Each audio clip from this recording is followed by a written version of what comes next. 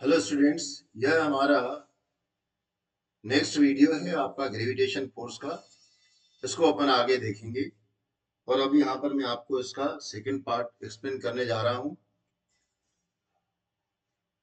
Second part में क्या क्या है उसको अपन देखेंगे।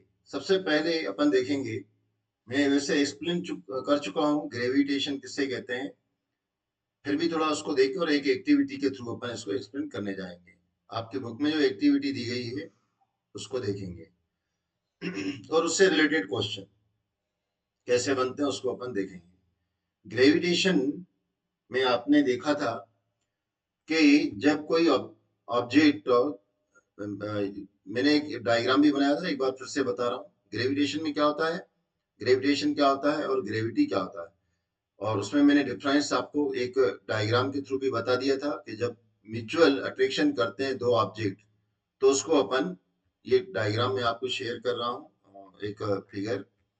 तो ये आपका ग्रेविटेशन को बताता है और जो ये आपका ग्रेविटेशन को बता रहा है। और दूसरा क्या होता है कि ग्रेविटी किसे कहते हैं वो बताया ना, म्यूचुअल, यूनिवर्स के सारे ऑब्जेक्ट एक दूसरे को म्यूचुअली फोर्स लगा रहे होते हैं, उसको अपन ग्रेविटेशन कहते हैं। और डेफिनेशन भी मैंने आपको इसकी एक्सप्लेन करी थी। ग्रेविटी में मैंने डिफरेंस बताया था, जैसे ये अर्थ है और इस अर्थ, ये अर्थ सब कुछ अपनी ओर खींच रही होती है। अर्थ का ऑब्जेक्ट को अपनी ओर खींचना, या यूं कहें कि उसके मैग्नीट्यूड जो है फोर्स का, उसको अपन ग्रेविटी कहते हैं, जो अपनी ओर अट्रैक्ट करती है ऑब्जेक्ट को। तो ये अर्थ है, यह मैं आपको एक्सप्लेन कर चुका हूँ। अब हम नेक्स्ट पॉइंट देख रहे हैं, जो एक्टिविटी है इसकी, उसको देखेंगे और उससे रिलेटेड क्वेश्चंस को देखेंगे। एक्टिविटी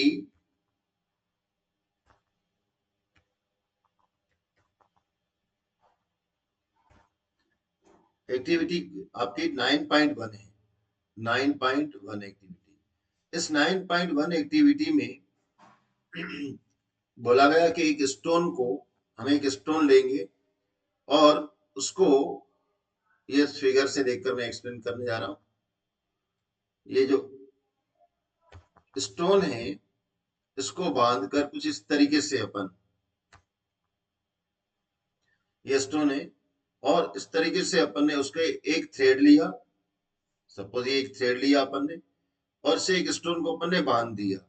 स्टोन को बांधकर इसके दूसरे एंड को, second end of the thread के सेकेंड एंड को अपन पकड़कर और बहुत तेजी से इसको अपन घुमा रहे होते हैं, round around the overhead to us. बहुत तेजी से अपन घुमाएंगे। अब इसको घुमाने, बहुत तेजी से घुमाने पर ये जो स्टोन है वो सीधा यूं सर्कुलर पाथ पर मूव कर रहा होता है। किंतु जब हम इसको अचानक सडनली इसको फ्री कर देंगे, छोड़ देंगे, रिलीज कर देंगे, तो क्या होगा? तब ये स्टोन कैसे जाएगा? तो स्टोन को जैसे ही अगर अपन फ्री करते हैं, तो सपोज यहां से वो फ्री हुआ तो सीधा यूं स्ट्रेट लाइन में चला जाएगा। अब एक बात ध्यान रखिएगा, मैं क्वेश्चन करके भी लिखवा दूंगा आपको। ये जो टेंजेंट किसे कहते हैं, टेंजेंट, ये हालांकि एक्चुअली है मैथ्स का, पर फिर भी अपन देख लेते हैं टेंजेंट किसे कहते हैं। टेंजेंट जब किसी सर, यहाँ से मैं इसको और बढ़ा देता हूँ, इसको भी टेंजेंट अपन करके बता देते हैं। टेंजेंट एक्चुअली क्या होता है, ये सपोज लाइन मान लेते हैं अपन ए बी और ये सी, ये लाइन सेगमेंट है। अगर किसी सर्कल के किसी पॉइंट पर कोई लाइन सेगमेंट इंटरसेक्ट करता है, तो उस इंटरसेक्टिंग पॉइंट को, एक पॉइंट है ना इंटरसेक्टिंग सेक्टिंग पॉइंट, कहां पर? ऑन सर्कल, सर्कल के ऊपर, उस पॉइंट को अपन टेंजेंट कहते हैं। क्या कहते हैं? Tangent, tangent. इस टेंजेंट को हिंदी में अगर आपको थोड़ा समझ में आ जाएगा, क्या है? स्पर्श। तो स्पर्श बिंदु पॉइंट पर, तो ये पॉइंट पर, तो सर्कल के किसी स्पर्श वाले पॉइंट पर टेंजेंट से, वो वहां से टेंजेंट से सीधा स्ट्रेट, ये सीधा जा रहा है ना स्ट्रेट लाइन में, स्ट्रेट लाइन में ये स्टोन मूव करता हुआ चला जाएगा। तो ऐसा क्यों होगा? जब आप इसको पकड़ के, यहां से पकड़ के जब आप उसको घुमा रहे थे बहुत तेजी से, स्टोन को जैसे घुमा रहे हैं बहुत तेजी से, स्टोन घूम रहा है, और सर्कुलर मोशन कर रहा है, सर्कुलर मोशन कर रहा है। किंतु आपने जैसे ही थ्रेड को छोड़ दिया तो उसने सर्कुलर मोशन में ही जाता और कहीं दूर जाके फिकाता नहीं, वो क्या हुआ, वो सीधा जाके फिका गया, इस साइड जाके फिका गया। तो ऐसा क्यों हुआ, कैसे हुआ? इसका रीजन क्या है कि पत्थर जो है, स्टोन है, वो सर्कुलर मोशन इसलिए कर रहा था क्योंकि उसको बांधे हुआ था कोई फोर्स, यानी बाइंडिंग फोर्स था, बाइंडिंग बाइंडिंग फोर्स था जो इसको छोड़ नहीं रहा था और वो सर्कुलर पाथ पे ही मूव करता जा रहा था। यूं कहो कि ये सारे जो पॉइंट हैं, ये सारे पॉइंट उस स्टोन के लिए ये टेंजेंट थे और हर टेंजेंट पर वो अपना डायरेक्शन चेंज करता हुआ जा रहा था और मूव करता हुआ जा रहा था। किंतु आपने उसको क्या करा, सब्सिक्वेंटली मोशन करते जा रहे तो ये घूमता जा रहा है। किंतु अगर आप छोड़ दोगे तो क्या हो जाएगा कि वो स्ट्रेट लाइन में चला जाता है। तो यहाँ आप देखिए कि ये इसको बांधा हुआ कौन है, एक फोर्स है, ये टेंशन है, ये टेंशन है किसका, इस स्टोन पर, किसका, एक फोर्स का। और वो फोर्स कौन सा है, कौन दे रहा है, ये हमारा हाथ है, हैंड है। ये फोर्स जो है ना, इस फोर्स को अपन सेंट्रीपिटल फोर्स कहते हैं। तो ये सेंट्रीपिटल फोर्स जो रहता है ना, किसी ऑब्जेक्ट के द्वारा लगाया गया फोर्स, उसको अपन सेंट्रीपिटल फोर्स कहेंगे। तो ये सेंट्रीपिटल फोर्स जो है ना, वो लगा रहा है, कौन लगा रहा है, हैंड लगा रहा है, किसके ऊपर, स्टोन के ऊपर। तो इस स्टोन के ऊपर हेड के द्वारा सेंट्रीपिटल फोर्स लगाया जा रहा है, जिसके कारण यह ऑब्जेक्ट जो है अपना ये ऑब्जेक्ट जो है ना फ्री मूव नहीं कर पा रहा है और वो सर्कुलर पार्ट पे मूव करता हुआ जा रहा है। यह एक्टिविटी अपन को इस तरीके से देखी गई। मतलब यह हुआ कि मैं आपको यूं बताना चाहूंगा कि न्यूटन ने जब क्या किया था, कि फिर से इसको थोड़ा अच्छी तरह से समझिए कि न्यूटन जब एक पेड़ के नीचे जाके बैठा, एप्पल के पेड़ के नीचे बैठा, तो एप्पल जब उसके सामने नीचे एप्पल गिरा तो उसके माइंड में एक बात आ गई कि ये जो एप्पल है, यूं समझ लेते हैं अपन, ये प्लांट है, ठीक है ना, और यहाँ से प्लांट से एप्पल नीचे गिर के आ गया और यहाँ पर न्यूटन बैठा हुआ था, न्यूटन। तो न्यूटन के माइंड में यह आया कि ये जो एप्पल है, ये ऊपर क्यों नहीं चला गया, नीचे क्यों आ गया। तो क्वेश्चन ये अराइज हुआ कि भाई अर्थ ने उसको, अर्थ के ग्रेविटी ने इस एप्पल को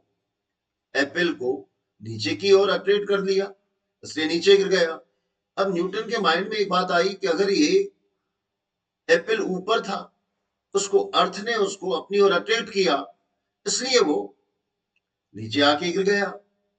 बिल्कुल सही। परंतु मून भी तो है ऊपर, अर्थ के ऊपर मून भी तो है। न्यूटन ने देखा कि ये जो मून है, ये मून है, वो नीचे क्यों नहीं गिर रहा है, और वह भी तो अर्थ के ऊपर ही है। तब न्यूटन ने कहा कि यार कोई ना कोई कारण होगा, कि ऐसा करते हैं। न्यूटन ने क्या करा, फिर अपने माइंड में जो ये क्वेश्चन आया उसी को एक्सपेरिमेंटल करना चाहा। तभी उसने क्या करा, एक स्टोन को लिया, मान लेते हैं कि ये कोई स्टोन है, न्यूटन ने स्टोन को लिया और एक थ्रेड लिया, धागा लिया, थ्रेड के एक एंड को मान लेते हैं कि ए एंड है, इसको स्टोन को उस ए एंड से बांध दिया और ये उसका बी एंड था। बी एंड को स्टोन, न्यूटन ने क्या करा, अपने पास हाथ से इसको पकड़ लिया और तेजी से घुमाना चालू कर दिया। जब तेजी से घुमाने लगा तो यह स्टोन घूमता गया। न्यूटन समझ गया यार कि ये स्टोन जो है ना बिल्कुल सर्कुलर पाथ में मूव करता हुआ जा रहा है। देखो न्यूटन ने एक और किया होगा या नहीं किया होगा, मैं आपको एक और एग्जांपल दे रहा हूं। आप क्या कर रहे हैं, ऐसा एक एक ले लीजिएगा, बॉक्स लीजिएगा, ट्रम्बल ले लीजिएगा, और जिसको ये अपन करमंडल कहते हैं, ये मान लीजिए, इसमें पानी भर दीजिएगा। या एक बच्चे ने क्या करा, मैं उसको एक्सप्लेन करा था क्लास में, तो उसने क्या करा, वाटर बैग ले लिया, ये वाटर ले ली, स्टील की थी उसकी, और ये भरी हुई, ये कभी लगभग इतनी भरी हुई थी। तो मैं जब समझा रहा था तो उस बच्चे ने क्या करा, इस बॉटल को उठा के बहुत तेजी से घुमाने लगा और बिल्कुल अपने सिर के ऊपर से उसने लेके गया बिल्कुल। तो इसके अंदर पानी भरा हुआ था, वो नीचे नहीं गिर रहा था। आप भी क्या करिएगा, इस बाल्टी में या इस टम्बलर में वो पानी भर के और इसको यहाँ से पकड़ के बहुत तेजी से घुमाते हुए आप अपने सिर के ऊपर तक भी भले ले आइएगा और बिल्कुल ये सर्कुलर पाथ में मोशन करते हुए चले जाइएगा। आप देखिएगा कि जो वाटर है वो नीचे नहीं गिरता है, वाटर नीचे नहीं गिरता है। क्यों? क्योंकि इसके वाटर के ऊपर एक फोर्स लग रहा है जो इसको सेंटर से बांधे हुए है, उसको नीचे नहीं आने देता है। तो जो फोर्स उसको बांधे हुए है, जो नीचे नहीं आने दे रहा है, उसको अपन क्या कहेंगे, सेंट्रीपिटल फोर्स। देखो बच्चों, क्या होता है कि दो तरीके का फोर्स लग रहा होता है। एक फोर्स क्या होता है कि सेंटर से किसी ऑब्जेक्ट को दूर फेंक रहा होता है, थ्रोन कर रहा होता है, थ्रोन कर रहा होता है, ठीक है ना, जो दूर फेंक रहा होता है उसको सेंट्रीफ्यूगल फ्यूगल फोर्स कहते हैं। और दूसरा फोर्स कौन सा होता है, जो कोई ऑब्जेक्ट अगर सर्कुलर पाथ पे होता है उसको सेंटर की ओर खींच रहा होता है, सेंटर की ओर खींच रहा होता है। अगर ये ऑब्जेक्ट जो सेंटर की ओर जो खींच रहा होता है ना, उस फोर्स को अपन कहते हैं सेंट्री सेंट्रीपिटल सेंट्रीपिटल फोर्स कहते हैं। जब इन दोनों फोर्स की वैल्यू इक्वल हो जाती है तो क्या हो जाता है कि ऑब्जेक्ट जो है ना, जहां पर सर्कुलर पाथ पे मूव कर रहा होता है तो वहीं मूव कर रहा होता है, फिर वो नीचे और अपने प्लेस को चेंज नहीं करता है, तो ये बैलेंस हो जाता है। खैर यहाँ पर तो मैंने आपको न्यूटन का जो ये बात बताई, न्यूटन का कहना है कि सेंट्रीपिटल फोर्स जो है वो मून को क्या कर रहा है, बांधे हुए, बाइंड किया हुआ है, जिसके कारण मून नीचे नहीं गिर रहा है। अब इससे रिलेटेड क्वेश्चन आंसर अपन इस एक्टिविटी से देख रहे हैं।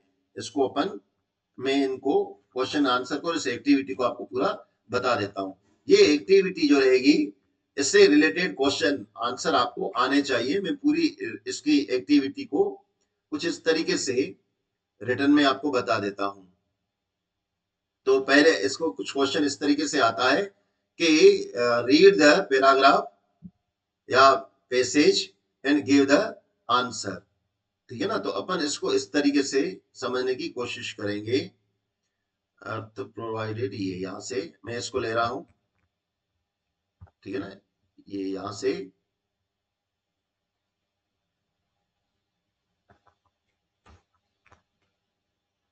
और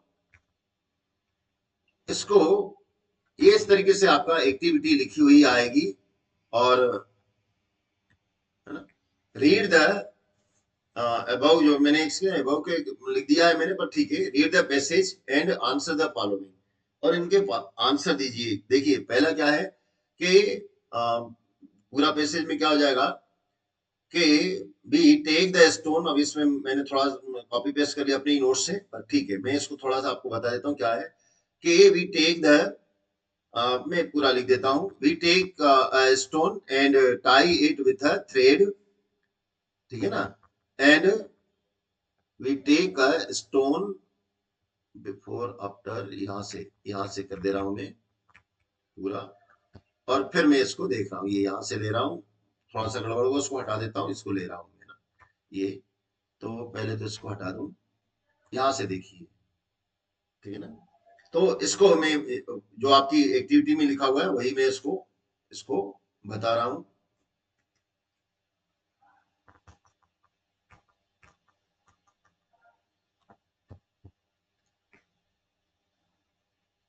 थोड़ा सा बस वेट करिए, उसको मैं पूरा यहाँ से आपके सामने ला रहा हूँ, इस पैराग्राफ, ठीक है ना।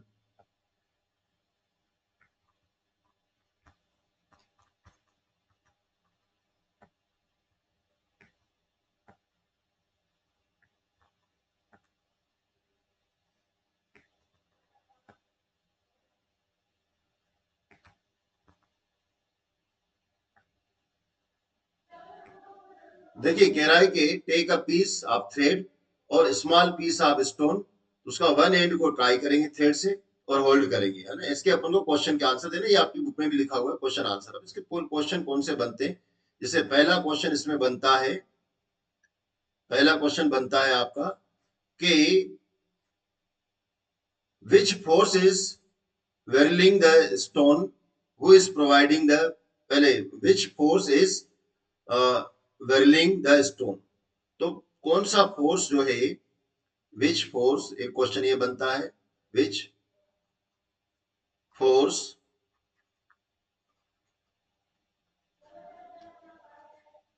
whirling the stone of stone of the stone, कौन सा फोर्स होता है, तो आंसर क्या हो जाएगा, इसका आंसर है centripetal centripetal force, centripetal force होता है, ठीक है ना। अब एक तो सेंट्रीपिटल फोर्स होता है, इसको हटा देता हूँ, ये पूरा एक्टिविटी अपन पढ़ चुके हैं, है ना। एक क्वेश्चन है, आप चाहें तो इसका स्क्रीनशॉट ले लें। दूसरा क्वेश्चन है कि हु प्रोवाइडेड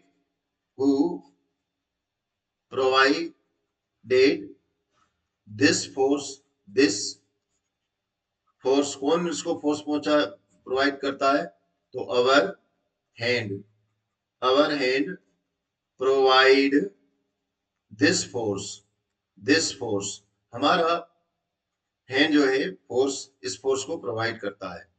और नेक्स्ट क्वेश्चन क्या है, नेक्स्ट क्वेश्चन है कि why does the stone fly off long tangent to the instant of the circle, ये इसको मैं ले रहा हूं। नेक्स्ट क्वेश्चन है आपका कि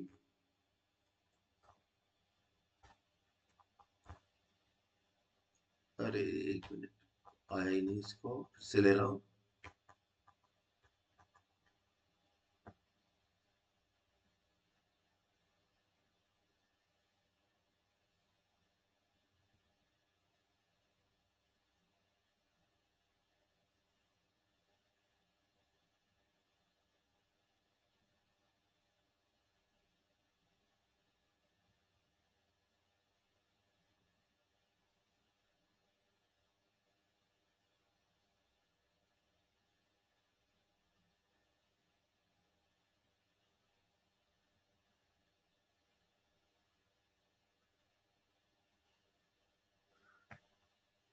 तो कौन सा फोर्स जो है इसको, नेक्स्ट क्वेश्चन है, एक मिनट आपको,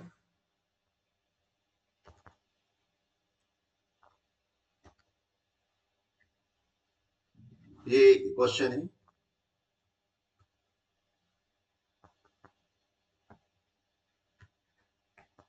नेक्स्ट क्वेश्चन ये थर्ड नंबर है, मैंने इसमें सेकंड डाल के रखा है। Why does the stone fly off along the tangent to the circle at the instant?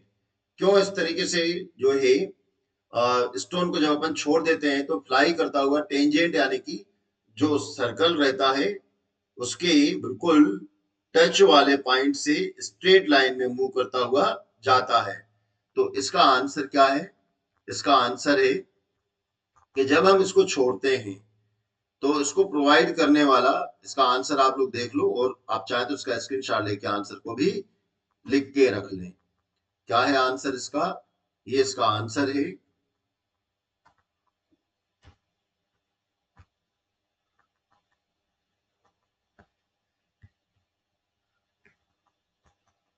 इसका आंसर है कि व्हेन थ्रेड ब्रेक्स, जब थ्रेड जो है वो टूट जाता है, या हम कहेंगे release the stone, centripetal force is no longer provided, centripetal force उसको और ज्यादा समय तक नहीं मिलता है। Therefore inertia of direction take the stone along the straight line path.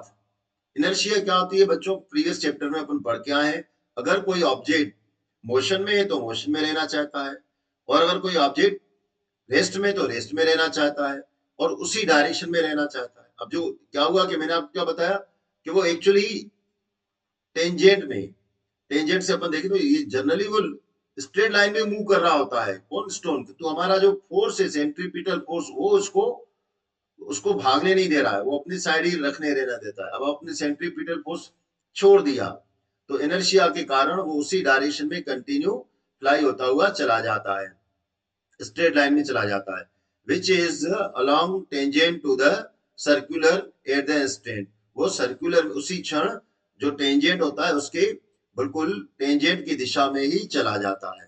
फिर से मैं इसको पूरा हिंदी में बता देता हूं, जब हम धागे को तोड़ देते हैं या छोड़ देते हैं तो सेंट्रीपिटल फोर्स अब लंबे समय तक उस स्टोन के ऊपर नहीं होता है, जिसके कारण स्टोन इनर्शिया के कारण वो अगर मोशन में होता है तो मोशन में ही रहना चाहता है, और उसी डायरेक्शन में उसी क्षण लंबे समय लंबी और फ्लाइंग करता हुआ चला जाता है। ये इसका आंसर हुआ बच्चों। अब इस चैप्टर का सबसे इंपॉर्टेंट जो टॉपिक है, मैं नहीं पहले और कुछ क्वेश्चन है इसी से रिलेटेड, पहले उसको देखेंगे अपन। जैसे एक क्वेश्चन यह है कि वाई, पहले यहाँ से क्वेश्चन का मून, है ना। चलो मैं इसको क्वेश्चन को अपने हिसाब से आंसर में चाह रहा था रिटर्न में ही आपको देता हुआ चला जाऊं। चलो ठीक है, why does the moon revolve around the earth, moon जो है अर्थ की चारों ओर, ये क्वेश्चन बन जाता है। इस क्वेश्चन को आप देखिए और फिर इसका अपन आंसर मैं पहले एक्सप्लेन कर देता हूं और फिर रिटर्न में आपको दे देता हूं, ठीक है ना। क्या है कि क्वेश्चन मैंने इसलिए किया, question answer, why does the moon revolve around the earth, earth के चारों ओर मून क्यों रिवॉल्व करता है, क्यों करता है, तो अपन को मालूम है। तो मैं फिर से बताने जाऊंगा आंसर। क्या होता है कि ये अगर मून है और ये हमारी अर्थ है, क्योंकि अर्थ का मास ज्यादा होता है, अर्थ का मास ग्रेटर होता है और इसका कम होता है। और अर्थ का सेंट्रीपिटल फोर्स, एक ही वर्ड में आंसर है, सेंट्रीपिटल फोर्स जो रहता है, फोर्स ऑफ अर्थ के कारण ही ये मून जो है अर्थ के चारों ओर मूव कर रहा होता है।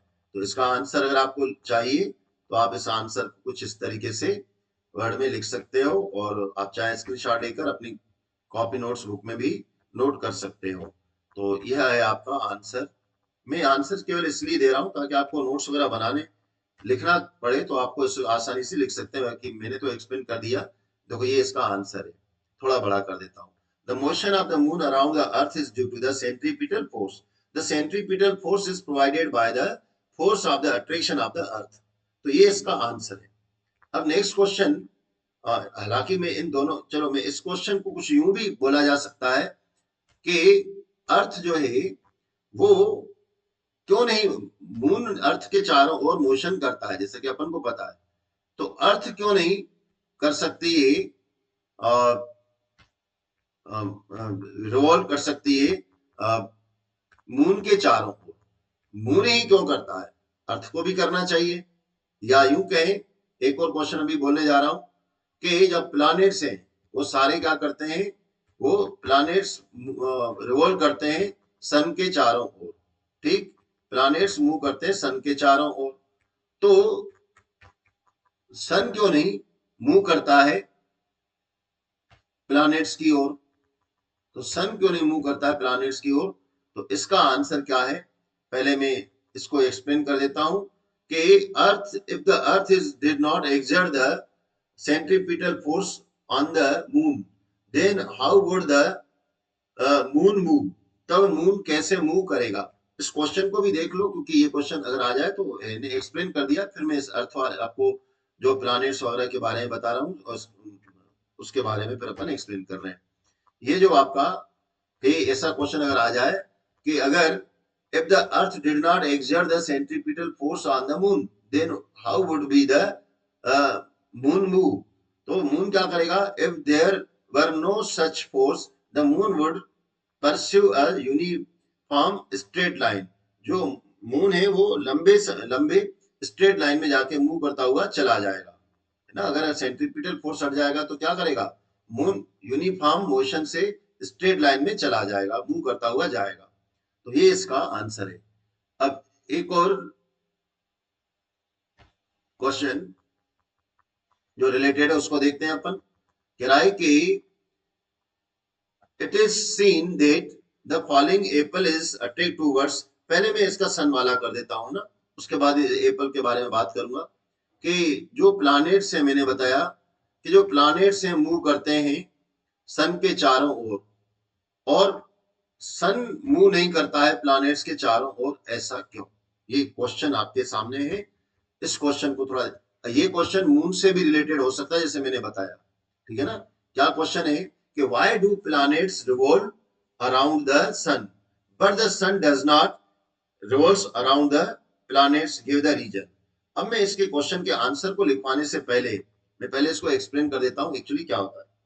देखो बच्चों, क्या होता है कि जो फोर्स होता है इसको यूं समझ लीजिए कि अपने न्यूटन के, पहले तो न्यूटन का थर्ड लॉ क्या कहता है, थर्ड लॉ कहता है कि अगर कोई ऑब्जेक्ट फोर्स लगा रहा होता है, जैसे फोर्स ए ऑब्जेक्ट फोर्स लगा रहा है और ये बी ऑब्जेक्ट है उसके ऊपर लगा रहा है, तो बी ऑब्जेक्ट क्या करेगा, ए ऑब्जेक्ट को भी फोर्स लगाता है, क्लियर है। और अपन को ये भी मालूम है कि इक्वल फोर्स लगाता है, इक्वल, किंतु डायरेक्शन इसका ऑपोजिट होता है।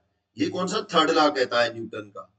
न्यूटन का सेकंड लॉ क्या कहता है, न्यूटन का सेकंड लॉ कहता है कि ये फर्स्ट लॉ से है ना, first law of motion of Newton या motion, first law of motion. Second law of motion का क्या कहता है कि जो फोर्स लगता है वो इक्वल होता है एक्सीलरेशन और मास के प्रोडक्शन के, ठीक है ना। आप कहोगे सर एम इंटू ए, बात एक ही है, किसी को कहीं भी कर दो। अब मैं आपसे एक बात पूछना चाहता हूँ, देखो क्या होता है कि जो भी फोर्स लगेगा वो, अगर फोर्स होगा तो अपन मान लेते हैं कि ये ए एक्सीलरेशन, एक्सीलरेशन को अगर हम, आप लोग जानते हो एक्सीलरेशन क्या होता है, change in velocity v upon time. अगर हम सिंपल लैंग्वेज में किसी, कोई मेरे से पूछे, बच्चा कोई पूछे कि सर एक्सीलरेशन क्या होता है, मैं change in velocity upon time या rate of the change of velocity, तो बेचारा समझ नहीं पाएगा। क्योंकि सर तुम सिंपल लैंग्वेज में बताओ ना कि एक्सीलरेशन क्या होता है। मैंने कहते बेटा दौड़ना होता है, रन करना होता है, खूब रन करो, उसको अपन एक्सीलरेशन कहते हैं। तो रन करना डिफरेंट डायरेक्शन में एक्सीलरेशन है। और अगर मास, ये जो मास है ये क्या है, ये मास कोई भी बॉडी का मास है। अब देखो अगर मैंने क्या, मैं मान लेता हूं कि 100 जो है ना फोर्स है, न्यूटन, 100 न्यूटन फोर्स है, कब होगा, मैं मान लेता हूं कि जो एक्सीलरेशन था ना वो था 40 और ये था, मास था 5 kg, ठीक है ना।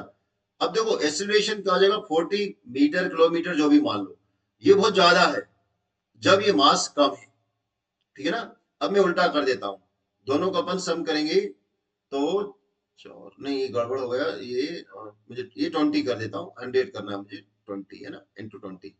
अब मैं क्या कर रहा हूं, मैं कर रहा हूं, मैं ऐसा कर रहा हूं कि फोर्स को, ये फोर्स इजिकल्स टू, मैं क्या कर रहा हूं, मास को बढ़ा देता हूं। मैं मास को कितना कर देता हूं, ये 5 हो जाएगा और ये मास 20 हो जाएगा, kg हो जाएगा।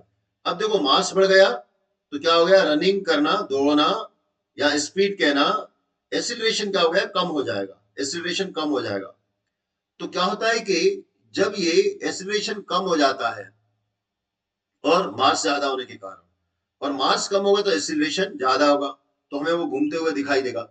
अब क्या हुआ कि जो सन होता है उसका मास बहुत ज्यादा होता है, due to the very large mass of the sun, sun का मास बहुत ज्यादा होता है, इसलिए सन क्या कहता है, सन का जो फोर्स रहता है वो बहुत ज्यादा लगता है, किसके ऊपर, वैल्यू बढ़ जाएगी भाई, ये मास बढ़ रहा है और मास बढ़ेगा तो वैल्यू फोर्स की बढ़ जाएगी।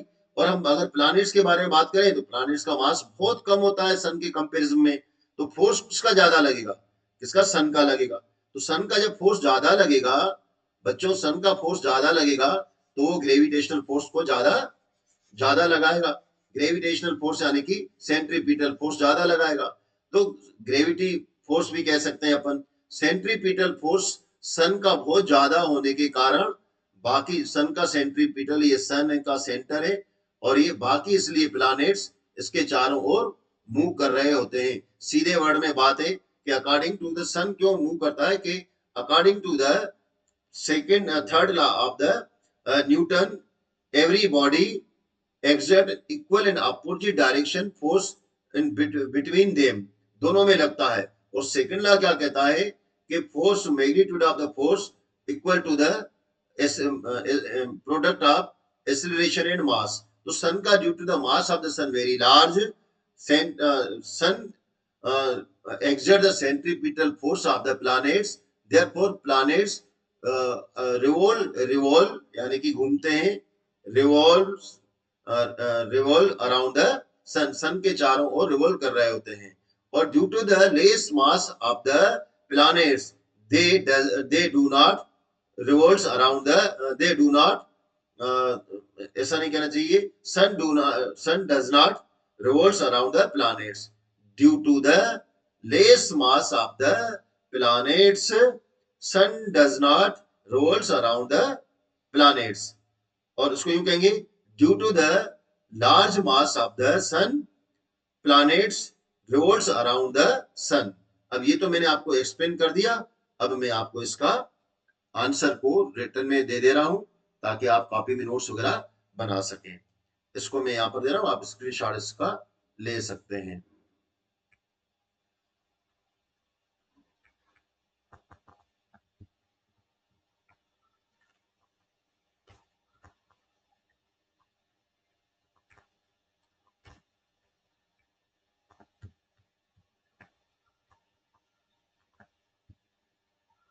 कि planets revolve around the sun because of the sun gravitational pull, सन के ग्रेविटेशनल पुल के कारण। आप सेंट्रीपिटल फोर्स भी कर सकते हैं। While the sun does not revolve around the planets because the sun has more mass than the planets, जो मैंने बताया। स्क्रीनशॉट चाहे तो ले लो, मैं इसको हटा देता हूँ। नेक्स्ट इसी टाइप का एक क्वेश्चन है एप्पल के कारण, कि एप्पल जो है वो अर्थ की ओर अट्रैक्ट होता है, तो अर्थ जो है एप्पल की ओर क्यों नहीं अट्रैक्ट होती है ना। वाई डू सॉरी हो गया कि जो एप्पल रहता है, मैंने आपको बताया कि वो यहां से इसको रीजन देखेंगे। किराए के क्वेश्चन को देखिए पहले। क्वेश्चन में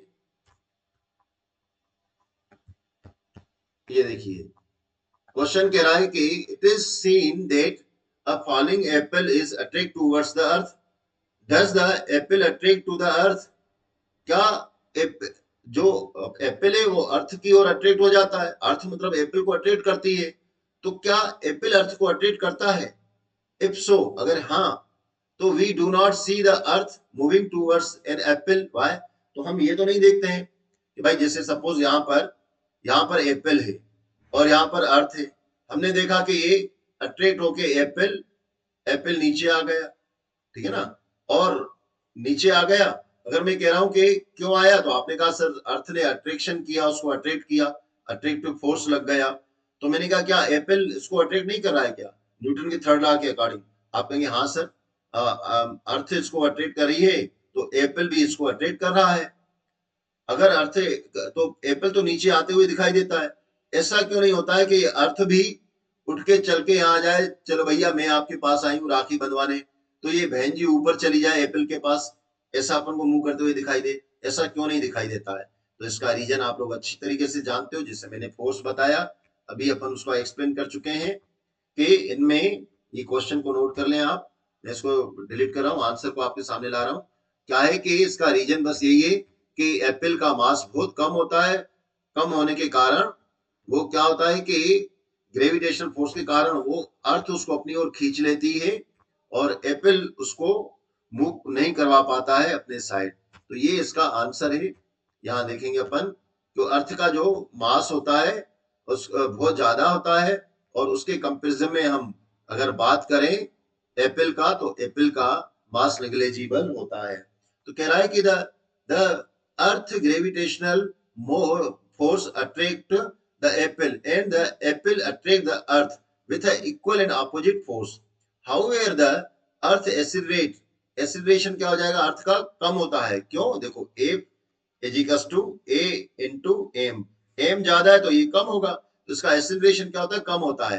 तो however the acceleration towards the apple is negligible, अर्थ का जो एक्सीलरेशन है वो नेग्लिजिबल होता है एप्पल की ओर, because the earth mass is so much longer than the apple, apple से अर्थ का मास बहुत ज्यादा होता है।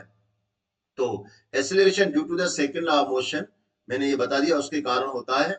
अब ये इसका आंसर है, आप इसको चाहें तो इसको भी नोट कर लें। क्लियर? तो यह एप्पल के क्वेश्चन का आंसर मैंने आपको बता दिया, समझा दिया। इसके बाद जो है हम एक और क्वेश्चन हो सका तो करवा देता हूं, नहीं तो फिर अगले वीडियो में। तो डू प्लैनेट्स ये हो गया मेरे पास, और why do we feel the force of a friend sitting next to us, why do not feel. इसको, इस आंसर को बस देख लो, तो फिर अपन नेक्स्ट क्वेश्चन को, इसको आज के वीडियो को यहाँ पर अपन खत्म करेंगे लेक्चर को। बस इसको एक बार आप देख लीजिए, ये भी बहुत अच्छा है, आप ही की बुक में ये दिया गया है और इससे रिलेटेड क्वेश्चन बन सकता है आपके लिए, बहुत बढ़िया। ये कह रहा है why do not we feel the force of friend sitting to us, हमारे बगल में, हमारे सामने जो हमारा दोस्त बैठा रहता है, अगर हम एक दूसरे को फोर्स लगा रहे होते तो उसके फोर्स को हम फील क्यों नहीं कर रहे होते हैं? तो the gravitational force between two people sitting close together too small to feel because together too small to feel because human has small masses, हम एक दूसरे को इसलिए, फोर्स जो हमारे बीच में लग रहा होता है वो बहुत बहुत कम होता है दोनों के बीच में। क्यों? क्योंकि दोनों का मास भी बहुत बहुत कम होता है, हम इसको कम, एक दूसरे के लिए कहें कि बहुत कम मास होता है, इसके कारण ये फोर्स को हम बहुत कम फील कर सकते हैं। तो बच्चों आपने ये देखा, आज के लिए इतना। Have a nice day. अगले वीडियो को आप और देखिएगा। Thank you.